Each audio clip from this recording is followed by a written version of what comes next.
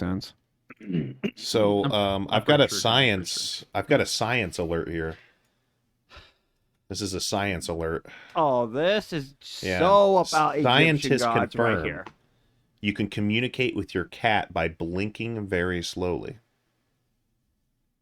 What? I'm just saying, it's science. Oh. I mean, I can also communicate with my cat by meowing at it. It doesn't understand. Cats have a bit of reputation for standoffishness, especially compared with dogs, but if you find your feline friend is a little hard to bond with, maybe you're hitting it too much. Oh, maybe you're just not speaking their language. Bruh. Research shows that it's actually not so difficult. You need to smile at them more, not smile in the human way by baring your teeth, but the cat way by narrowing your eyes and blinking slowly. In a study, I just You have to imagine purr. a bunch of people just like. Do you have to standing around scratch a the cat doing couch? that. Do you have to take a dump in a box of sand? I I got more, Jason. I got more right in a, now. In a study published in 2020, scientists observed cat-human interactions and were able to confirm that this act of blinking slowly makes cats, both familiar and unfamiliar animals, approach and be receptive to humans.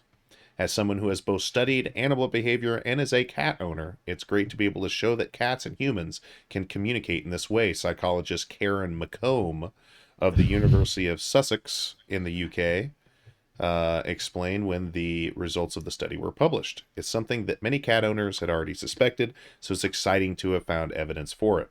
If you've spent any time around cats, you've probably seen their partially closed eyes facial expression accompanied by slow blinking.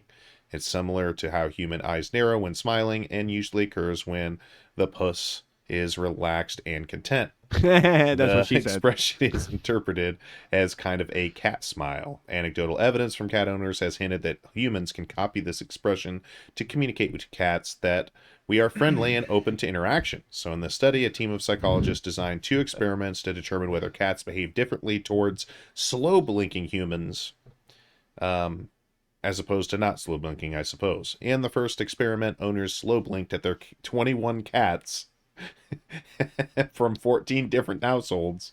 Once the cat was settled and comfy in one spot in their home environment, the owners were instructed to sit about a meter away and slow blink when the cat was looking at them. These cats are just like, wow, this okay, is for got some weird stuff going on. Yeah, but for the it said 21 in the 21 cats in 14 different households. Yeah, I found that baloney. There's just things cat ladies. They forgot about mentioning about that. Right. And if you can communicate your cat more, if he speaks English, I'll be like, great, I gotta show you something. Here's a bill of everything I bought you. Right. How are you gonna? Maybe it's a total of 21 cats that came from 15 different households. Yeah. That is actually true.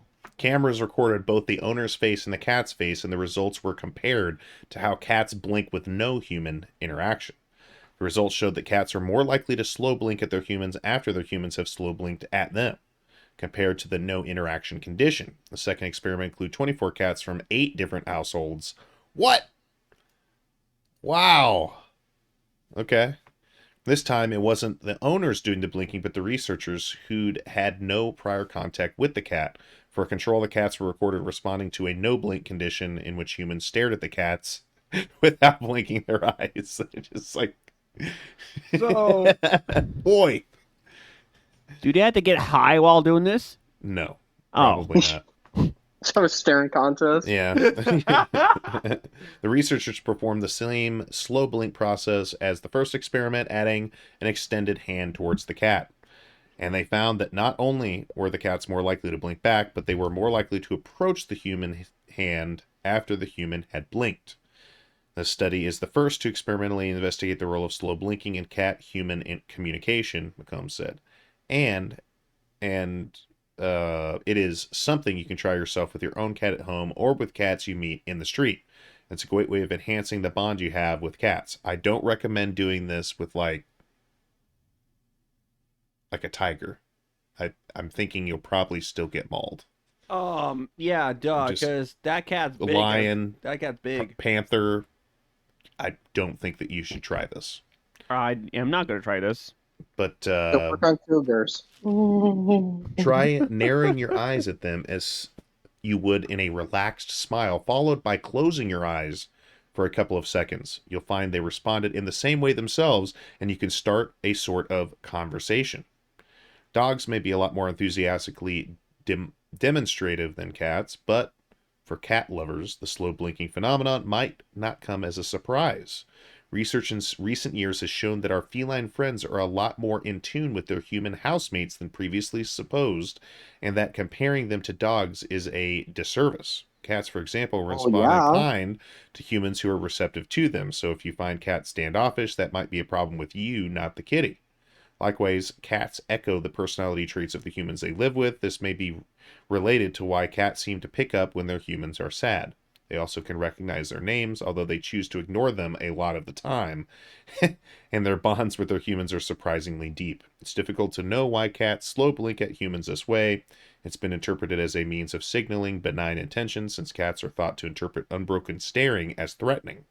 But it is also possible that cats develop the expression since humans respond positively to it. With domesticated animals, it's often impossible to tell. Either way, it does seem to help forge a rapport, and that's a good thing to know. Learning how to improve our relationships with these enigmatic animals could also be a way to improve their emotional health, not just in the home environment, but across a range of potentially stressful situations. Like bath time.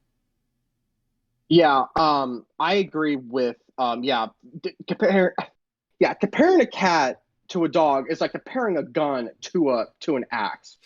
They're not the same thing. Come Yeah. on, seriously. I mean, yeah, I mean they're both pets. I know they're both domesticated for companionship. Don't get me wrong. I'm very well aware of that.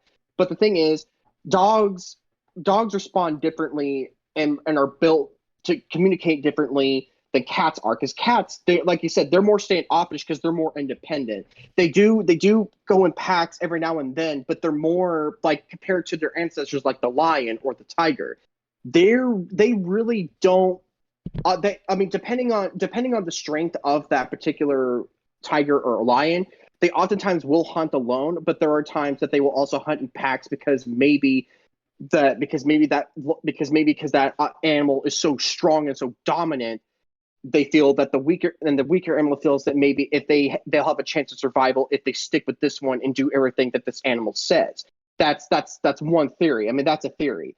But however, as I've noticed with my cats, I do agree with the personality pickup. Like, for example, my dog Sage, my greyhound. She's got more of a personality of my mom than she does me because, well, number one, I got her for my mom, not for myself. But however, she's very loyal to my mom. She will never leave her side, and she knows when she is sick. And also, she also remembers. We have a theory with Sage and men with ball caps, but just hear me out on this. Every time that there's a strange man that is strange to her, to Sage meaning, and there's a ball cap being presenting on the person's head, she will growl at that person and will stare at them. And it's just Weird. men with ball caps. If you don't have a cap on, you'll be fine. If you're a woman, you'll be fine. But if you're a man and you have a ball cap on, she will growl at you if she does not know you well enough. Like, for example, my cousin, he wears ball caps all the time. My mom was sick in bed. She had a migraine, and my dog was when Sage was with her the entire time. Did not leave her side, not for 1 second, not once. And he came in, my cousin did, and he had a ball cap on. He walked into my mom's room, and she started just barking and growling at him. And she does not bark or growl. Greyhounds in general are very gentle and they're very quiet dogs. That's what they're known for. They're gentle giants. But Sage, but Sage, she just went ballistic, and she never acts like that. So, with that saying, animals do pick up on human emotions. They do pick up on whether a person is feeling sick because they can also smell it on them too. Because when our bodies is fighting an infection, our body temperature increases, and sometimes when we sweat, of course, we put out a smell. And the animals have such a strong enough smell, have such high enough of smell receptors than what a human has. They can pick that up not only more accurately, but they can pick it up quicker than a human can too.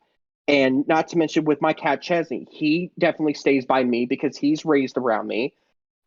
He's been with me since I was in middle school, and not to mention everything that I do, he'll do it with me. Like sometimes you'll see him on the podcast, or when I'm here with you guys, he'll sometimes come up and be like, "Hey, what's going on?"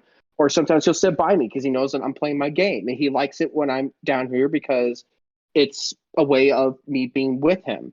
And the communication thing, the blinking, I never thought blinking would be a way of communication with a cat, but I could see where that would come from, because I do notice that when cats do blink, when they blink slowly, that means that they're trusting, and that they are relaxed around you. It's the same as when they show their bellies to you.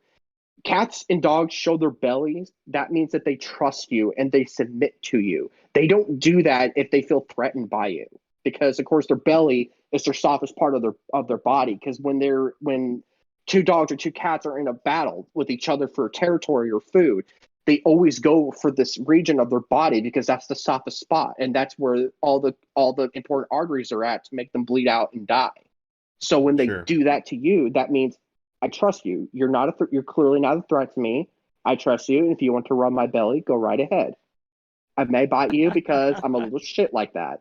Hence my Siamese cat Coda. He will do that. Right.